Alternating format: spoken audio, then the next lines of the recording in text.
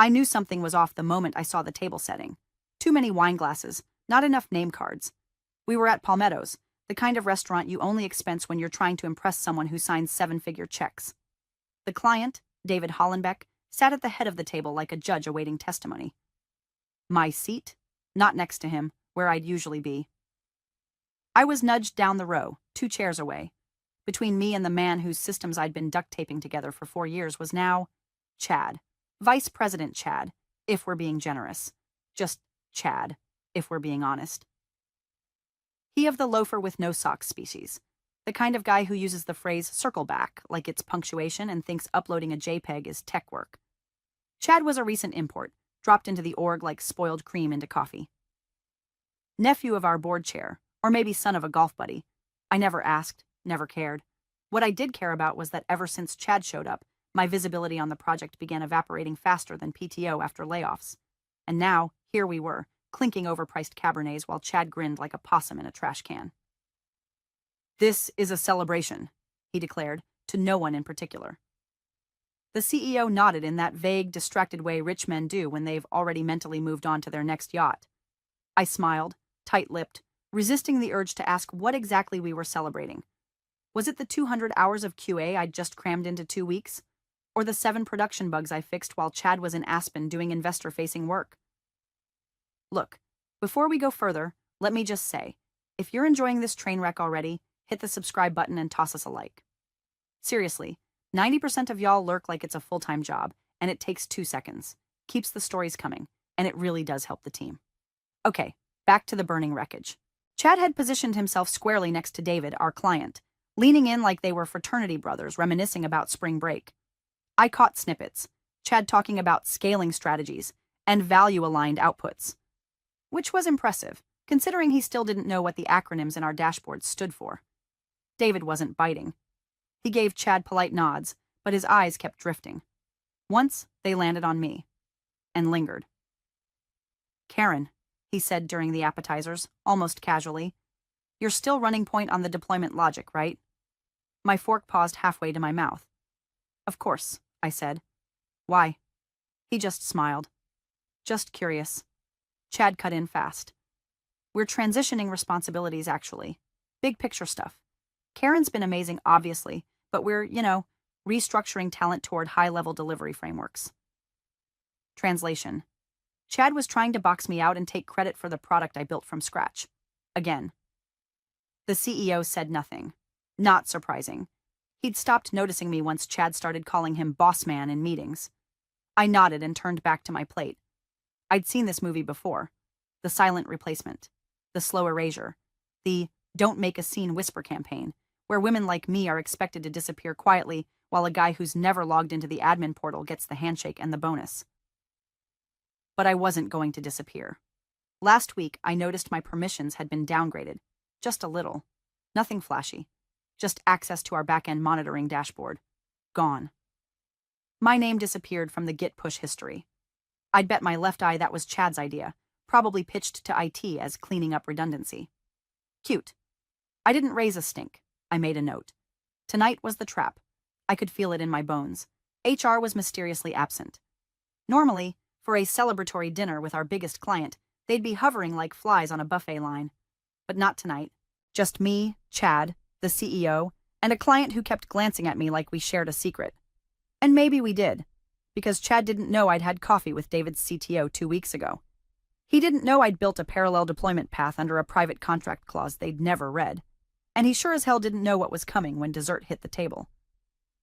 The calamari hadn't even cooled before David leaned over his wine glass and said, Hey Karen, quick question.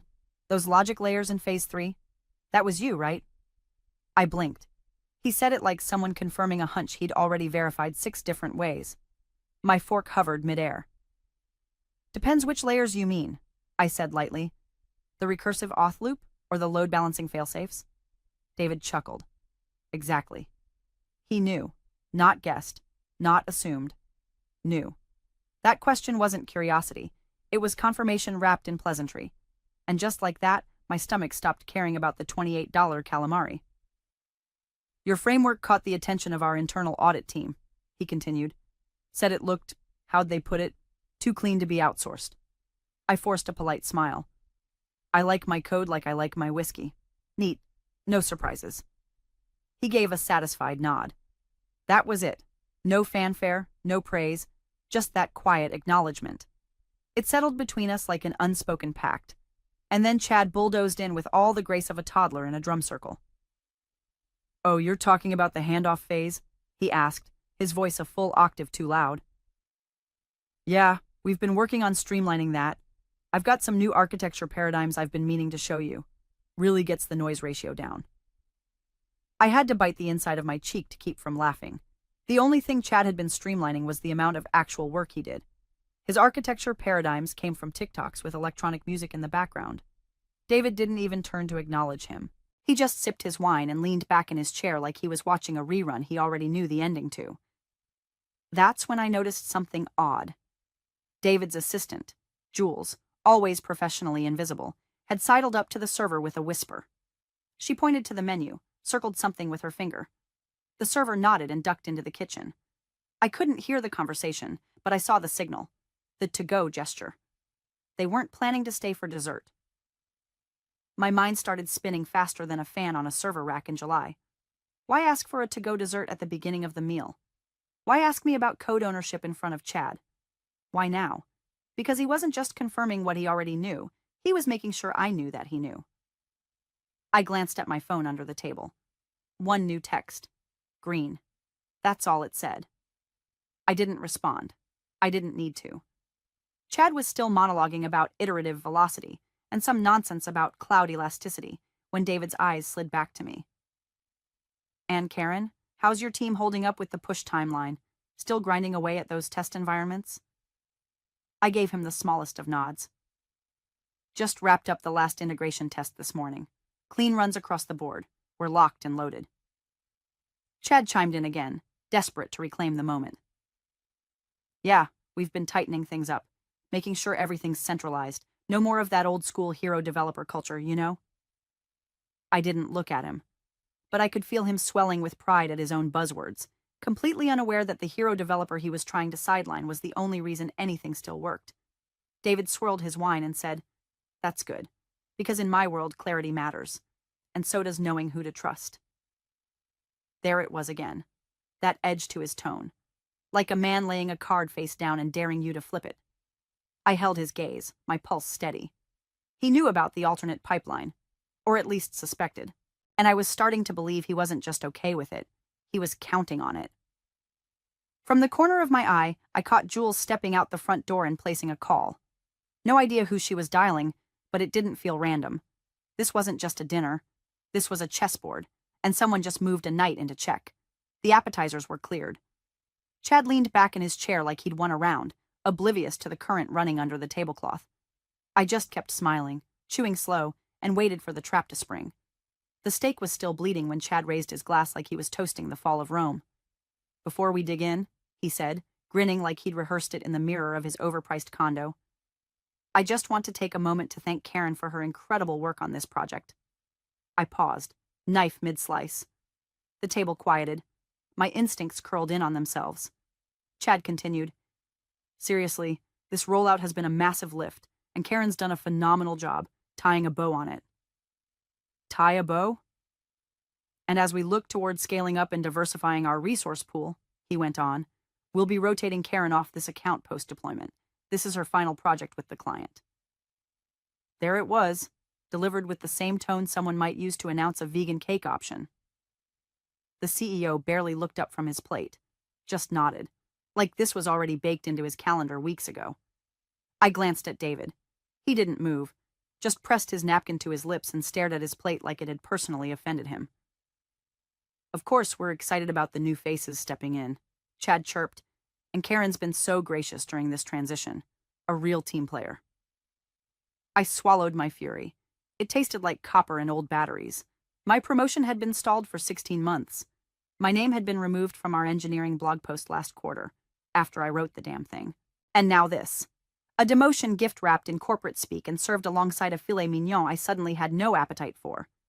I smiled, tight enough to crack enamel. Understood. Just that. No pushback. No performance. I cut into my steak, still pink and warm, and let the silence ring louder than any protest. Chad nodded like he'd just landed a joke, and everyone laughed. See? Always professional. I didn't look at him. I didn't have to. David finally spoke, his voice flat. So, who's taking over exactly? Chad jumped at the chance to list names. A mishmash of mid-tier managers with about as much familiarity with the client as my houseplants. David didn't respond. He just sipped his water and reached for the salt like the conversation bored him. I checked my watch. 8:12 p.m. I flagged down the waiter as he passed. Would you mind bringing out dessert now? I think I'll need to head out a bit early tonight. Chad perked up. Something going on? I shrugged. Just have some things to wrap up before tomorrow. That wasn't a lie. What I had to wrap up was 2 laptops, an encrypted flash drive, and the last security patch for the external deployment pipeline I'd been refining since the first time Chad referred to me as his tech gal in front of the CFO. The rest of dinner played out like a slow funeral where the deceased was still sitting upright. David barely spoke. The CEO made small talk about golf. Chad rambled on about momentum pivots and agile transitions while buttering a roll like it owed him money. Every so often, Jules, David's assistant, glanced at me like she knew the count on the detonator. When the server returned with dessert menus, I was the only one who ordered.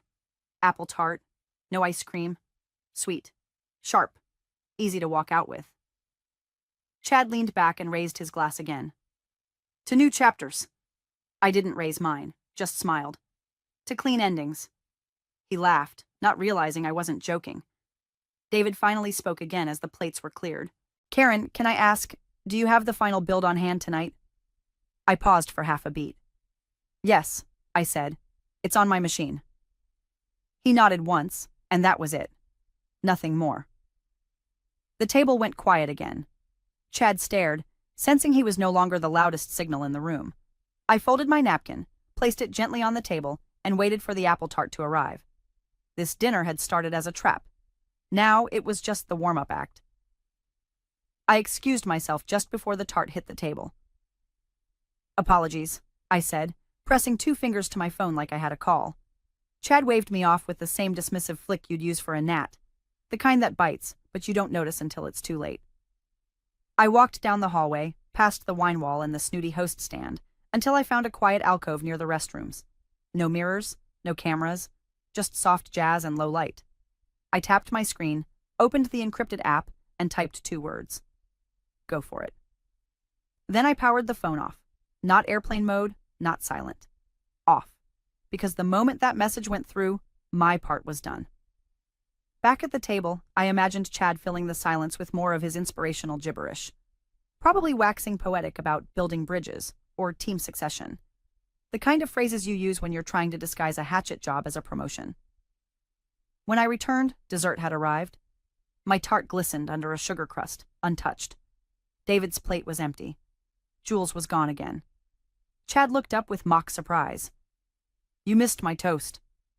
Tragic, I said, sliding into my chair. Don't worry, he continued, flashing that smirk he'd probably trademarked.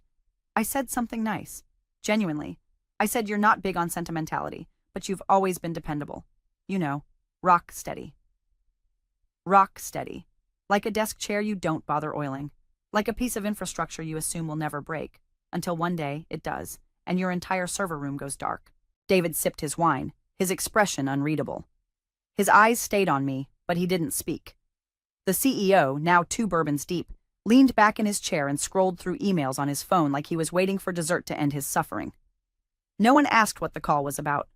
No one asked why I was calm. They should have. Because inside that go for it text was a script, a deployment trigger. And behind that trigger was a mirror system, external to our VPN, off the corporate books, with a full audit log and time-stamped updates. I hadn't just built a parallel deployment structure. I'd built a kill switch. My hands were steady as I took my first bite. Tart, still warm, cinnamon with a vinegar kick. Chad tried to make more conversation. We've got a lunch set next week with the regional managers. Gonna walk them through the new org chart. I think it's time we start looking at where your skill set fits best going forward. I chewed slowly. You'll let me know how that goes. He laughed like I'd told a joke, even though I hadn't. David finally set his wine glass down. Karen, can I ask, who approved your sandbox architecture? The one with the modular rollback? I met his eyes. No one did. That wasn't in scope. But the rollback is clean. Versioned to the minute. Fully audited. Chad's forehead wrinkled. Wait, what sandbox? I turned to him, blinking innocently. The one you said was too old school for your vertical model. You remember. I demoed it in the Q3 sync, but you were busy. Vegas, I think? David's jaw flexed. Just once. Chad chuckled, nervously. Right, that thing. Legacy overlay stuff. Nobody said anything. The air at the table had thickened into something slow and humid, like a Florida summer or the inside of a data center right before a fuse pops. Jules returned, whispered something into David's ear. He nodded once. I checked the time.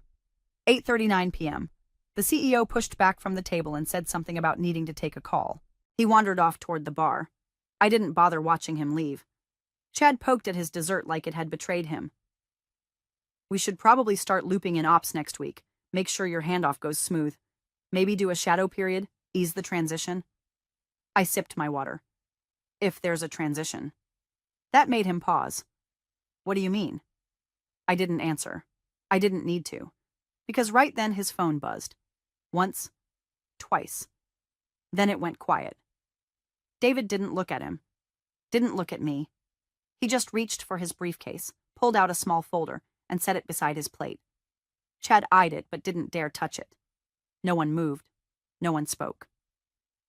And in that silent pause, somewhere outside the building, a server flipped to green. A new log entry was written. And the deployment clock, my deployment clock, started counting down. The apple tart was half gone when David set his fork down, folded his napkin with surgical precision, and turned toward me like he'd been waiting for the room to finally shut up. Karen, he said, his voice so even it cut through the clink of silverware and soft jazz like a scalpel. The final build. Is it on your machine? The air shifted, just slightly, the way it does before a thunderclap. I wiped my mouth with my napkin. It is, I replied, calm as a sleeping dog with one eye open. Fully validated. Last update pushed at 5:17 this afternoon. Chad gave a half laugh, half snort. Yeah, we've got that mirrored internally, of course. Engineering's prepping the release candidate for next week. Legal still has a few. David raised a hand, palm flat. Excellent, he said, his eyes never leaving mine. Let's go deploy it, at my office. He pushed back from the table.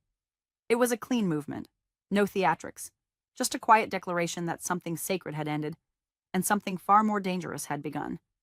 Chad's fork slipped off his plate and clattered onto the tablecloth. Wait, what? He sputtered.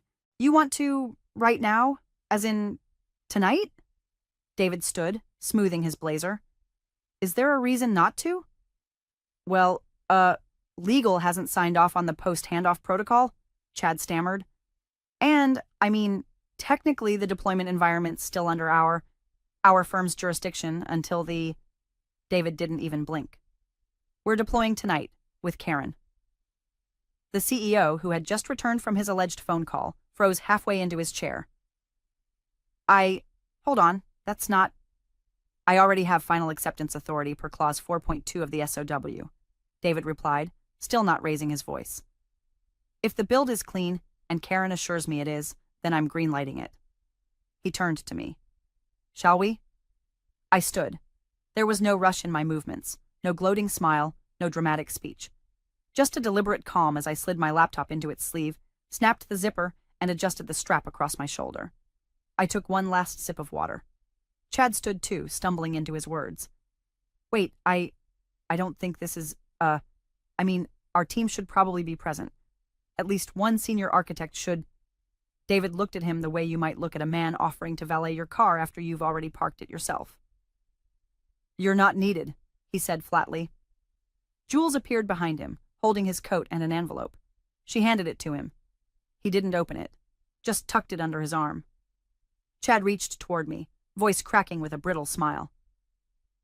Karen, if this is some kind of miscommunication, we can work it out. Let's just all sit back down, maybe talk through the next steps. I tilted my head slightly. Chad, you said it yourself. This is my last project. His face drained. Well, I didn't mean it like... I know what you meant, I said, and turned toward the door. David gave a small nod to Jules, who lingered near Chad as we walked past. Not blocking him exactly, but not inviting him to follow either. The restaurant fell quiet. No one called out. No one stood up to stop us.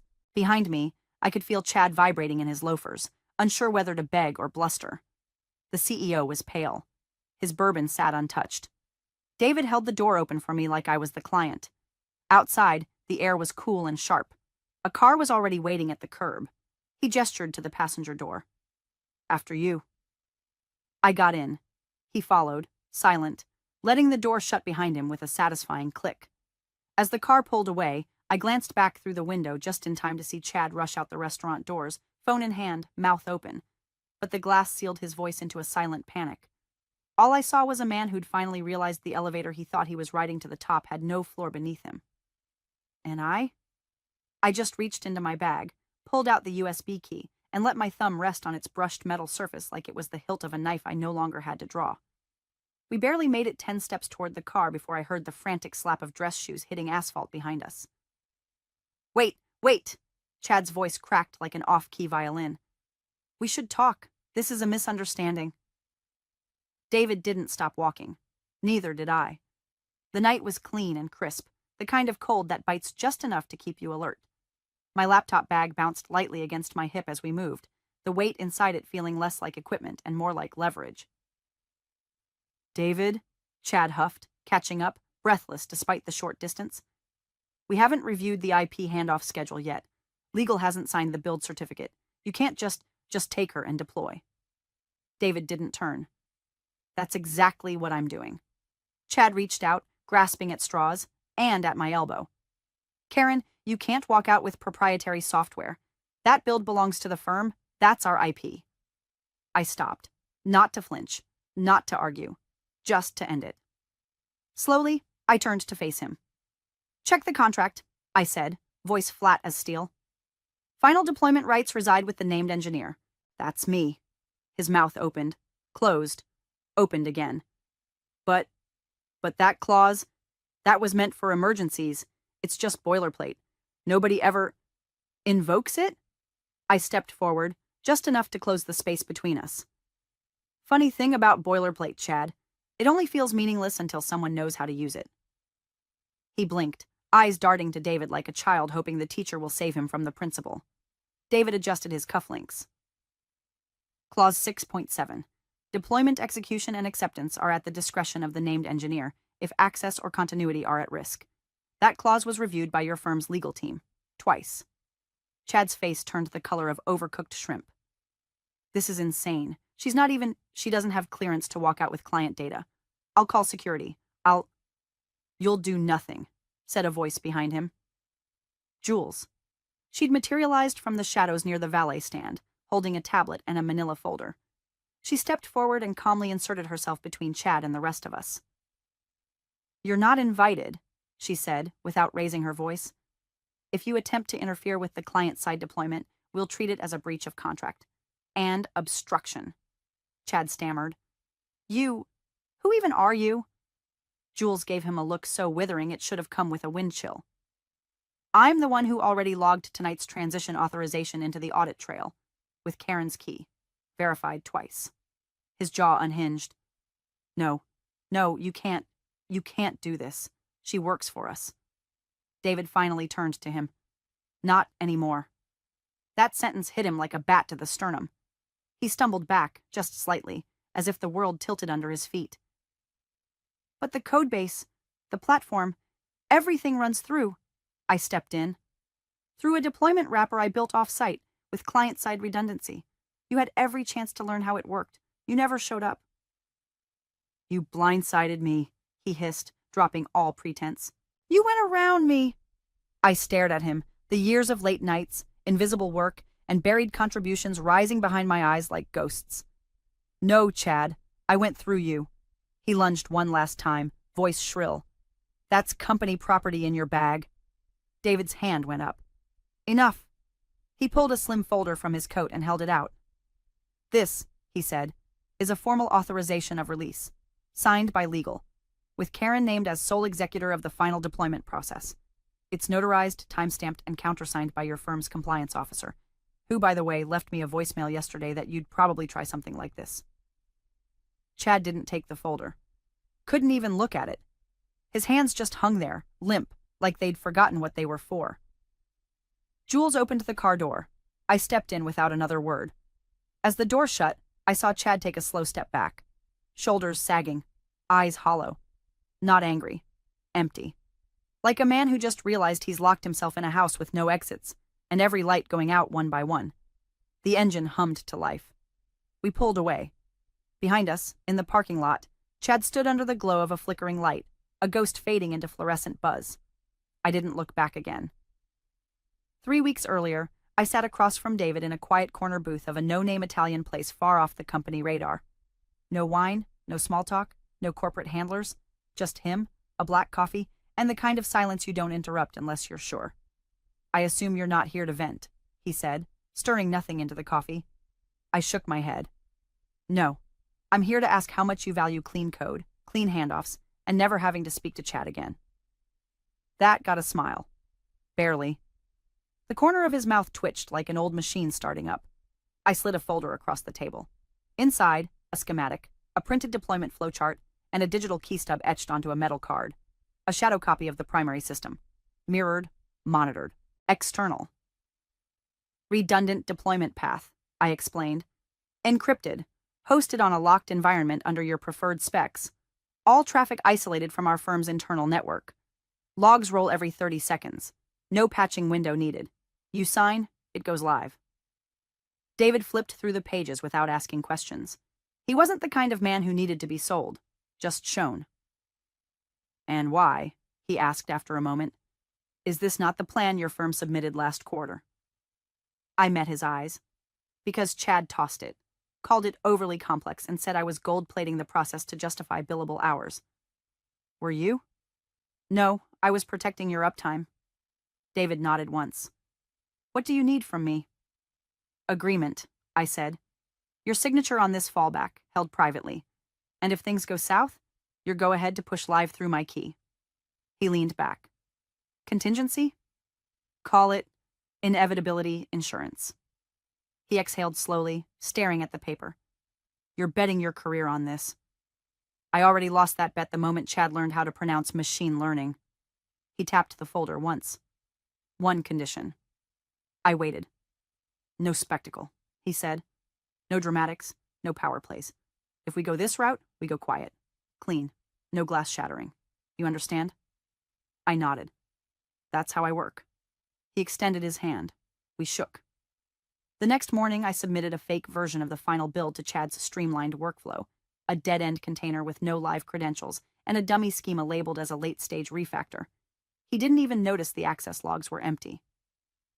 That night, I revoked every internal deployment credential linked to my name, pushed a new SSH key, moved the encrypted mirror to the client's private cloud node.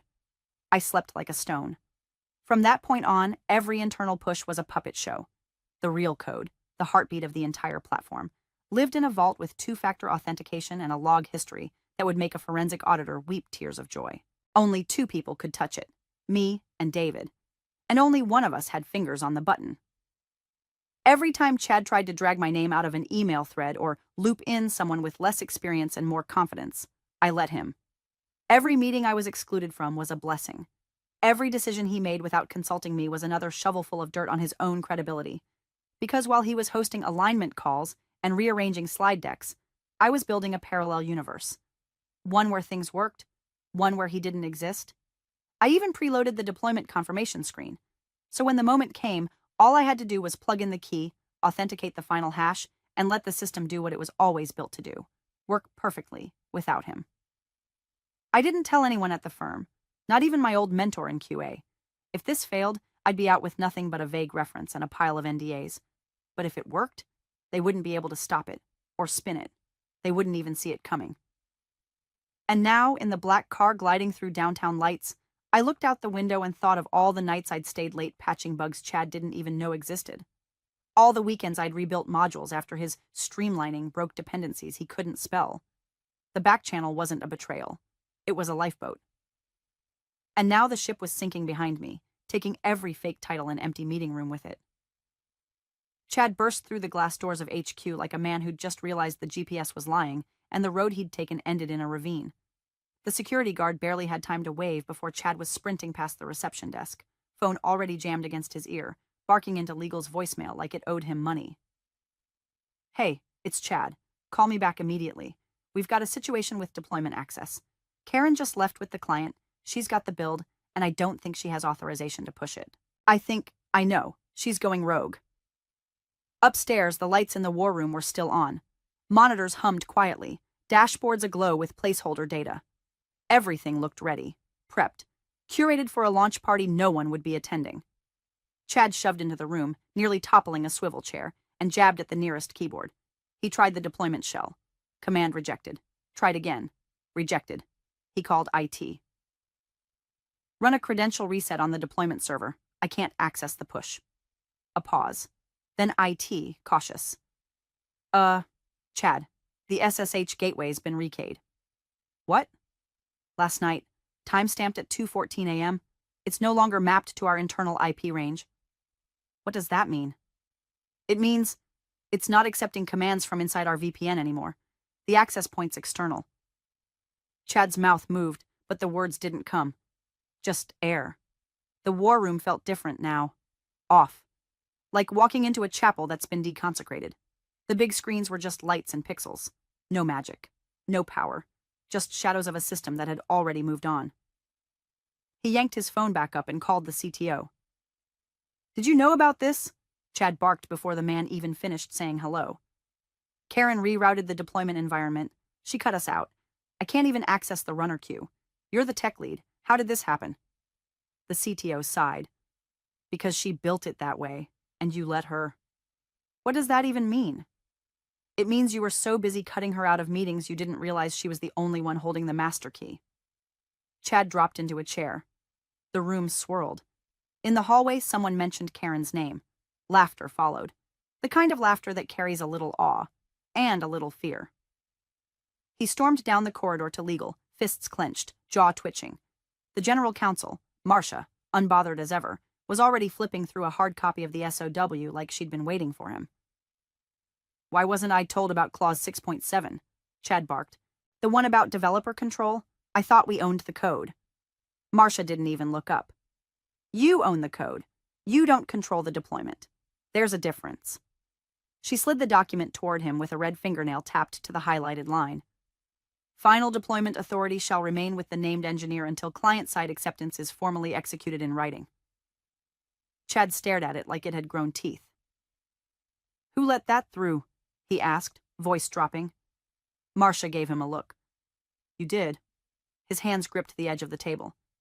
"We need to, what, threaten her? Demand the client delays the launch? There's got to be a leverage point."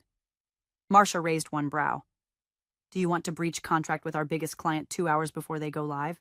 You'll tank the whole partnership." "But this isn't fair." "Neither is gravity," she said, and turned back to her screen. In a conference room 3 floors up, the CEO finally wandered into the meeting they were supposed to start 40 minutes ago.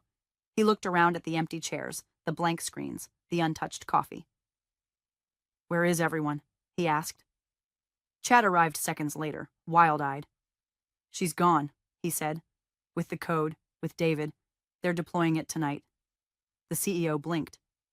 "I thought we were handling that next week." "We were, but she had a back channel."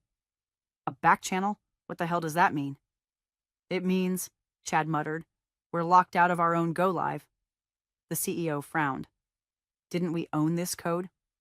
Marcia, who had followed them in with the contract, opened her mouth and read aloud like a eulogy. "Deployment rights reside with the named developer until final client acceptance." The CEO went quiet. The projector clicked on by itself, part of some leftover automation from an earlier demo, casting a presentation slide across the wall.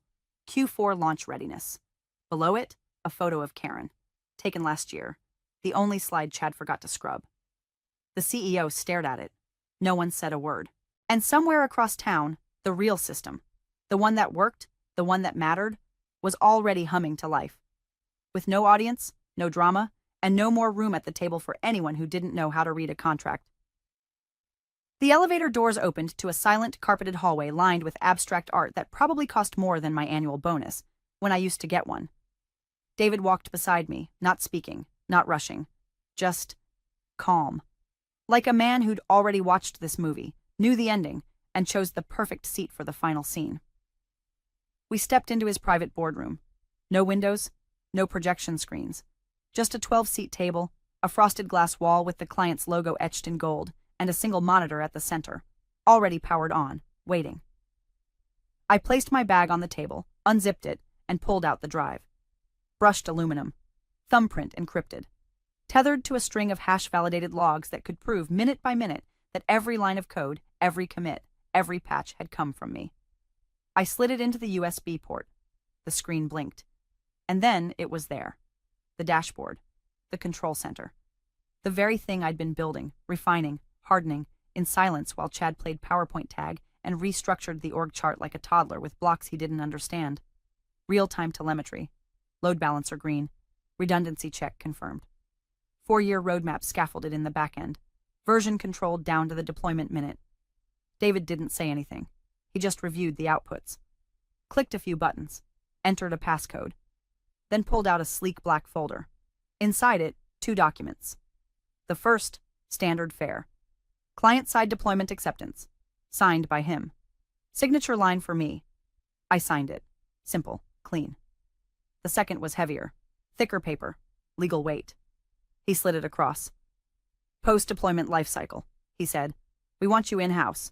No middlemen, no Chad. I opened it. Permanent role. Strategic lead, systems continuity. Triple my salary. Reporting directly to the board. David leaned back. You're not a vendor anymore. You're the architect. I didn't cry. I didn't shake. I just breathed. For the first time in months, maybe years, the inhale didn't catch in my throat. I closed the folder and nodded. Behind us, the elevator dinged. Footsteps. Fast. Panicked. The glass wall distorted the figure, but I recognized the blur immediately. Chad, red-faced and wild-eyed, slamming a hand against the door like a man who'd just realized the building had no back entrance. "Karen!" he yelled through the glass, muffled by layers of laminate and policy.